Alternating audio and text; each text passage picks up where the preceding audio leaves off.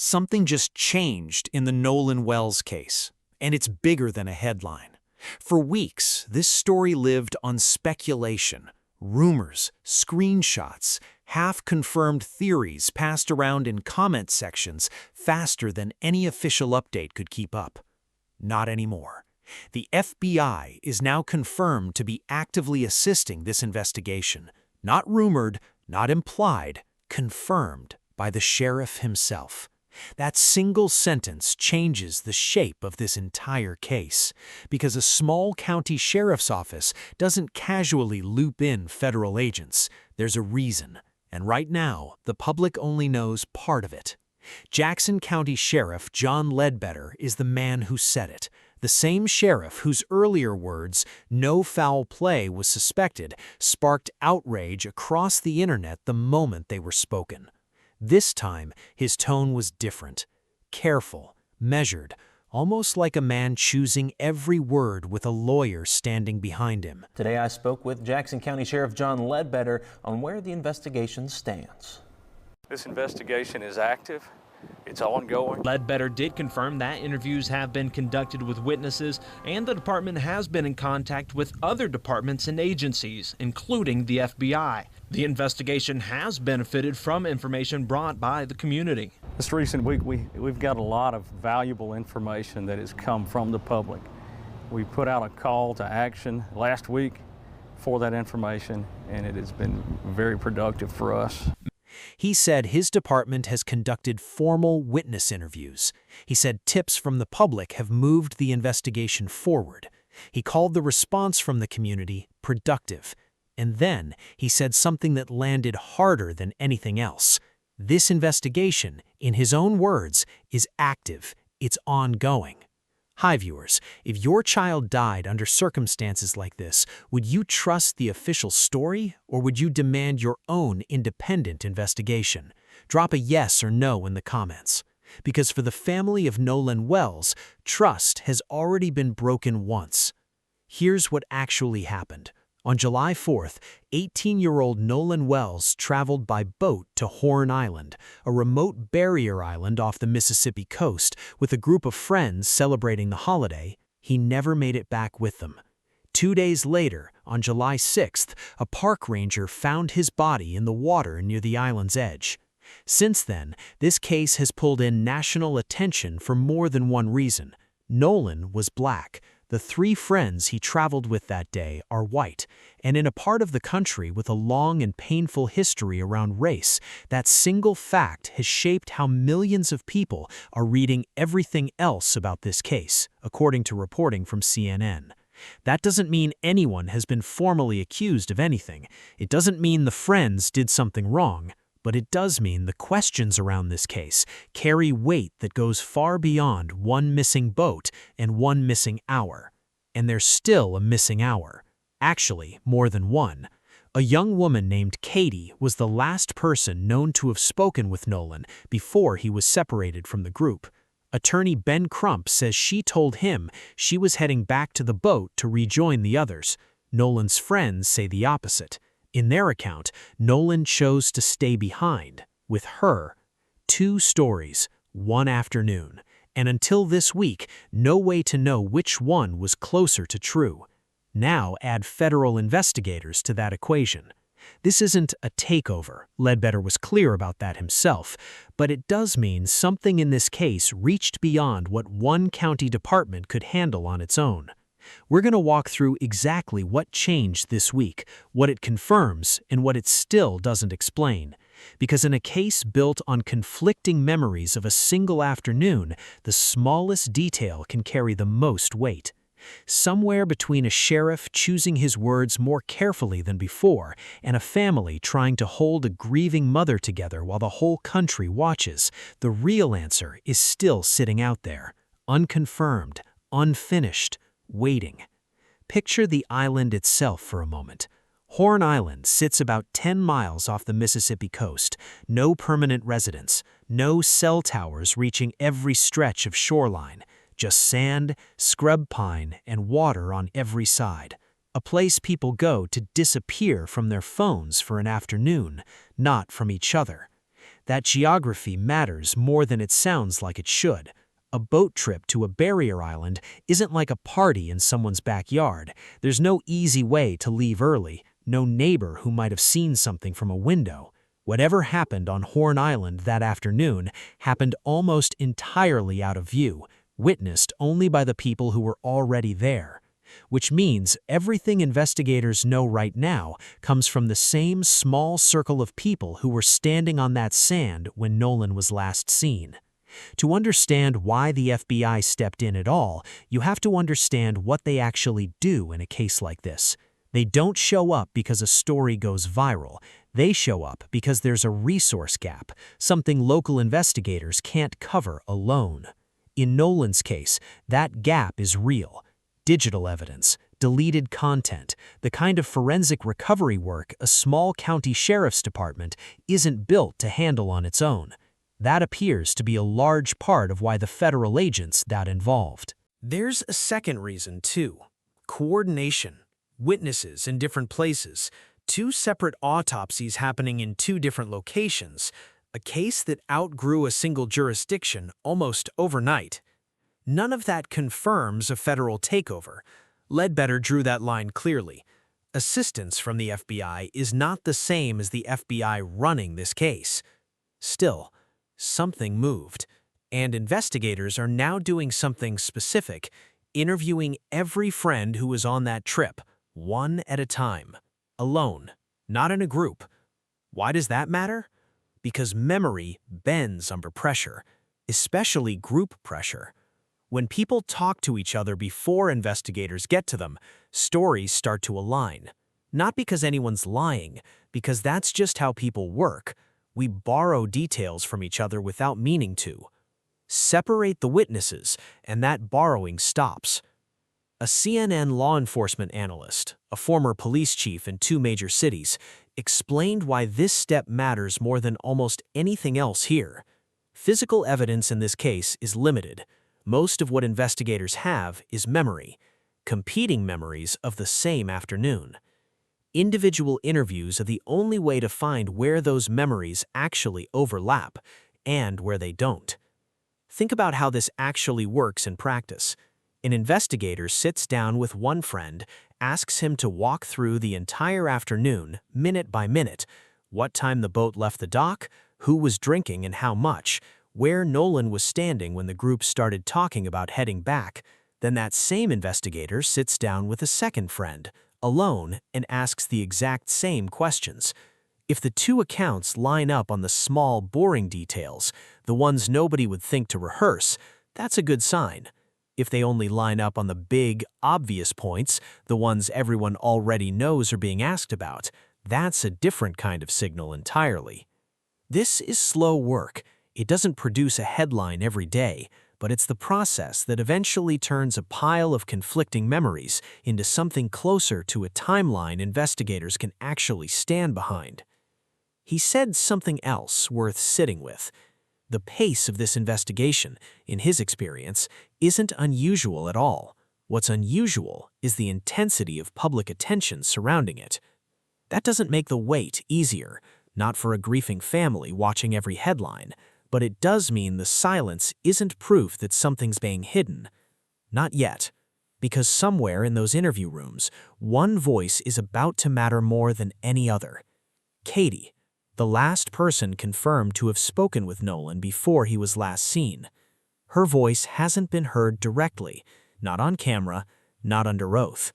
But this week, for the first time, her family spoke publicly. And what they said changes the shape of this story. Her name is Katie McCormack.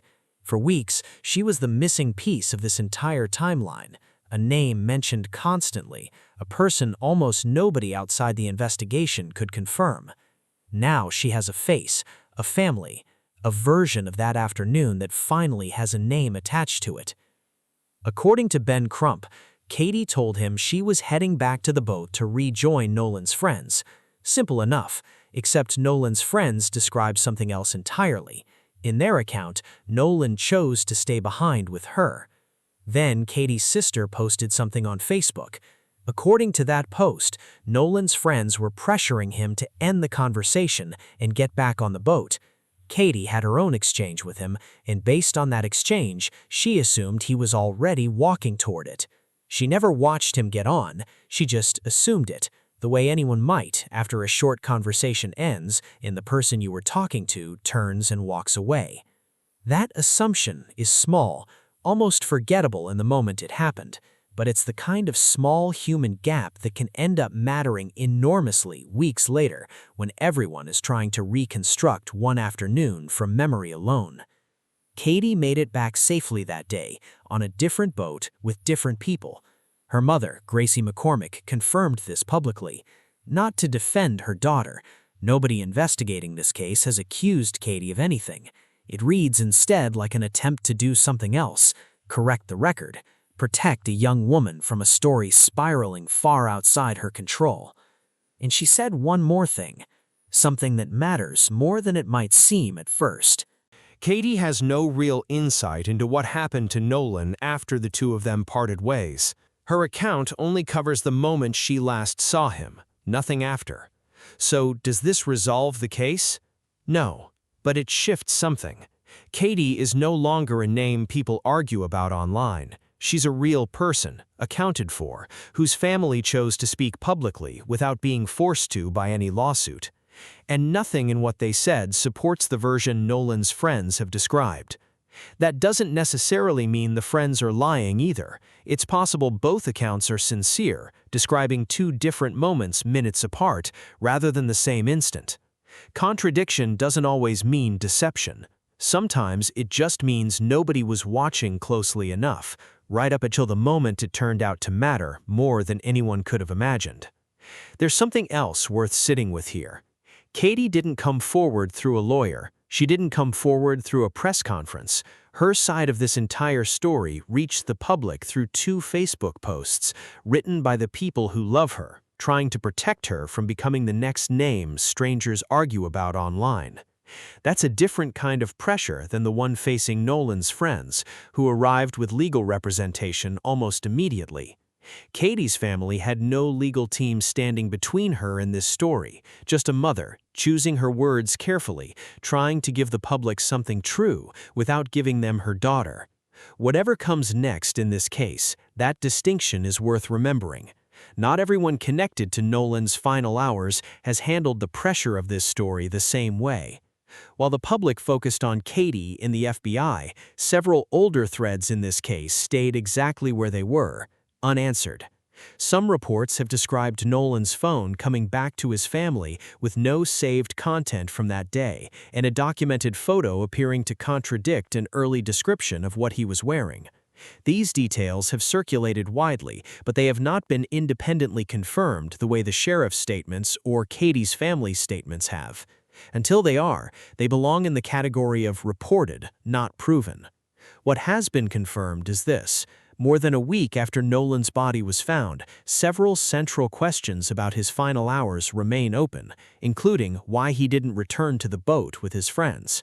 Investigators have specifically asked the public for original, unedited photos and video from that day, particularly anything involving Nolan or any altercation. That request itself tells you something. Investigators don't usually ask the public to hand over raw footage unless the official record they already have feels incomplete. Someone, somewhere, may have captured a moment nobody currently under investigation has been willing to describe in full. And the friends themselves retained legal representation early on. Crump has said he hasn't spoken directly with the young men who were with Nolan that day because of that representation. Meanwhile, both autopsies remain unfinished. The independent one, commissioned by the family, was expected on July 10th.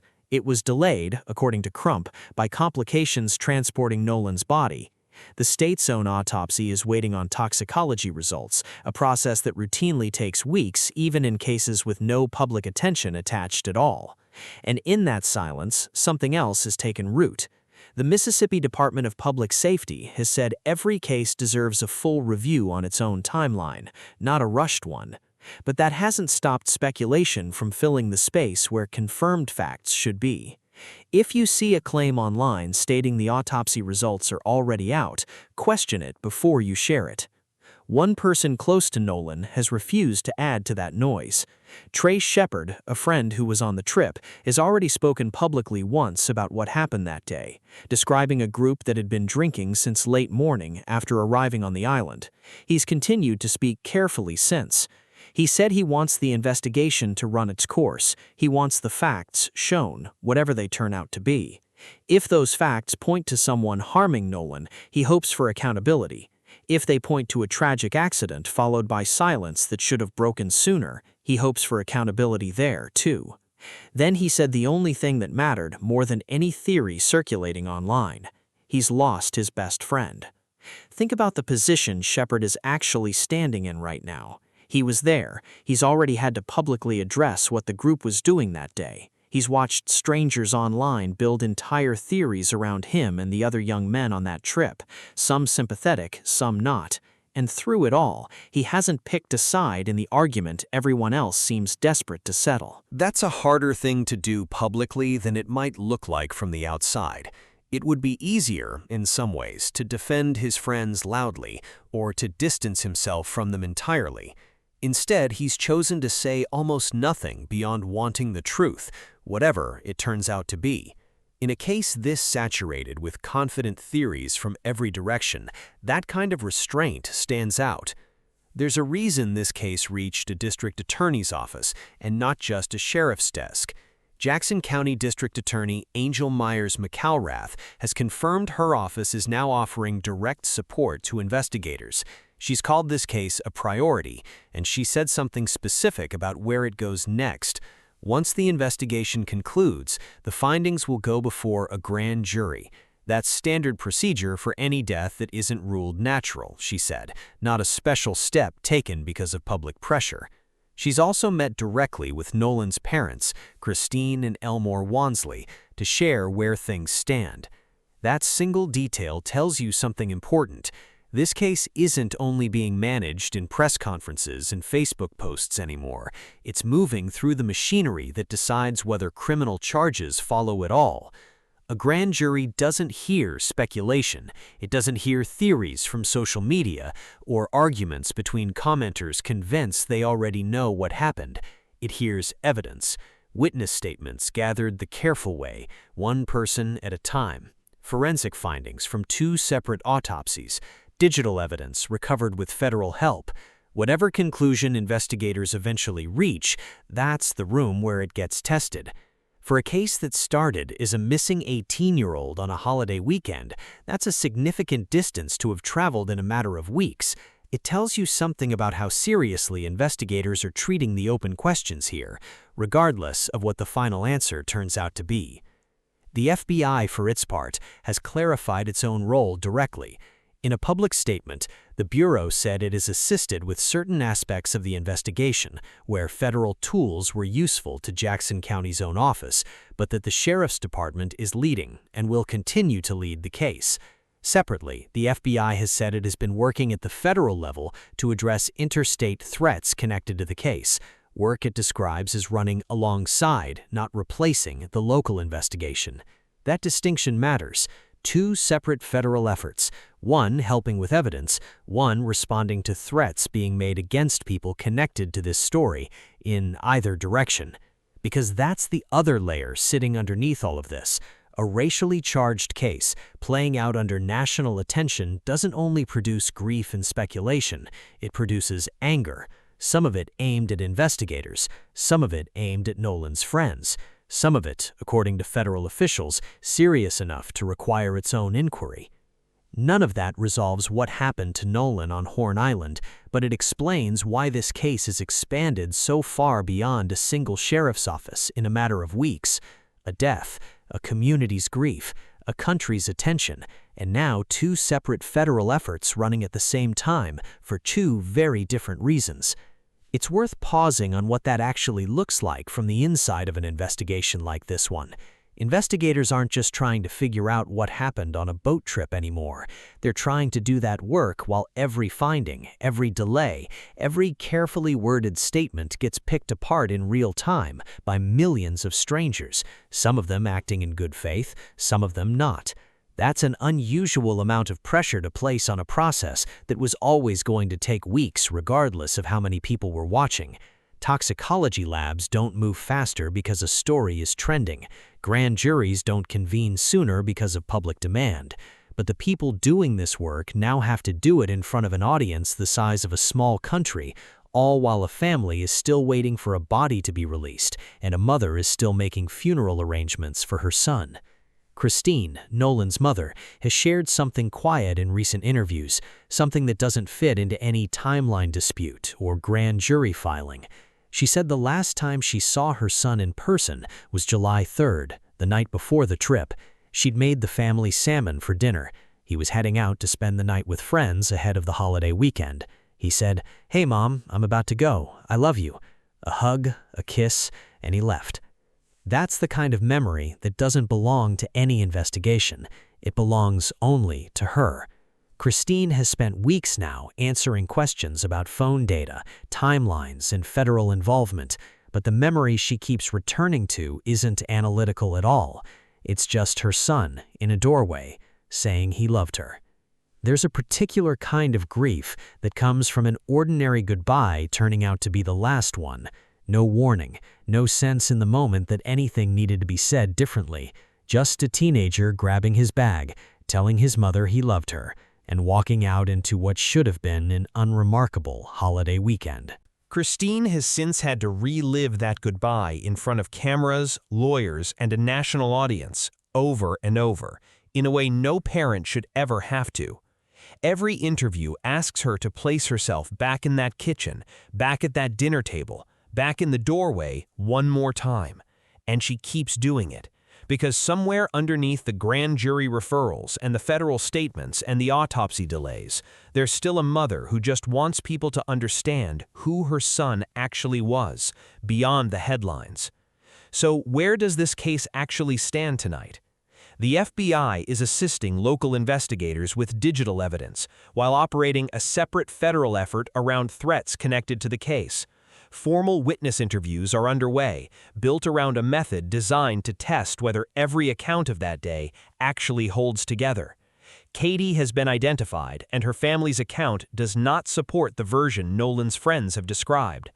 The district attorney has confirmed this case will go before a grand jury once the investigation concludes, and both autopsies remain pending, with no confirmed release date for either. Underneath all of it, a mother holds on to an ordinary goodbye that never got the chance to be followed by another one. Some of what surfaces in this case moves it forward, some of it only adds weight without resolving anything, and some of what circulates online isn't real at all and needs to be set aside completely. Telling those three things apart is the only responsible way to follow a story like this. We're not done, not close, because the independent autopsy results, delayed twice already, are now expected within days, and depending on what they show, this case could shift again, in a direction nobody currently arguing about that afternoon is prepared for. If you want to know the moment that happens, don't miss the next update.